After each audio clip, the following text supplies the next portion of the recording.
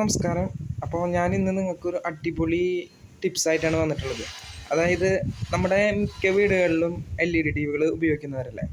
അപ്പോൾ ഈ LED T വികൾക്ക് പെട്ടെന്ന് തന്നെ ഡിസ്പ്ലേക്ക് കംപ്ലയിൻറ്റ് വരുന്നുണ്ട്.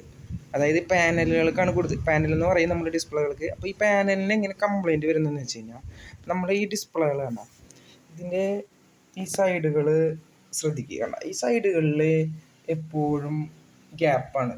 ഈ ഗ്യാപ്പ് ഉള്ളതുകൊണ്ട് ഈ ഫംഗസ്, അതേപോലെ പൊടികൾ, ഇതെല്ലാം ഈ സൈഡുകളിലൂടെ ഗ്യാപ്പുകളുടെ ഉള്ളിലേക്ക് ഇറങ്ങും.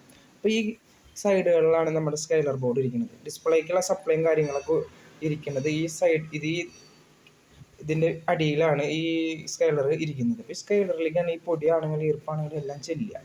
അതുകൊണ്ട് തന്നെ ഇത് പെട്ടെന്ന് ഡിസ്പ്ലേകൾക്ക് കംപ്ലയിൻറ്റ് സംഭവിക്കുകയും ചെയ്യുന്നുണ്ട്. അപ്പോൾ നമ്മൾ എന്താ ചെയ്യണമെന്ന് വെച്ച് കഴിഞ്ഞാൽ, നമ്മൾ ഈ പൊടിയും അതേപോലെ ഈർപ്പം കയറാതിരിക്കാനുള്ള ഒരു മാർഗ്ഗമാണ് നമ്മൾ ചെയ്യാൻ പോകുന്നത്. അപ്പോൾ നോക്കട്ടെ.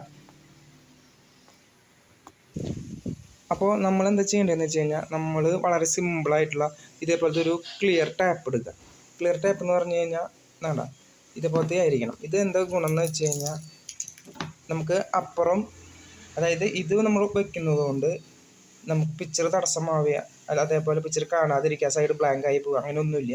നമ്മൾ ഇതേപോലത്തെ ഒരു ടാപ്പ് ഉപയോഗിച്ചിട്ട് ഈ ടി വിയുടെ 4 കോർണറുകളും, അതേപോലെ ഈ 4 കോർണറുകൾ ഇതെല്ലാം നമ്മൾ ഒട്ടിക്കണം. അതായത്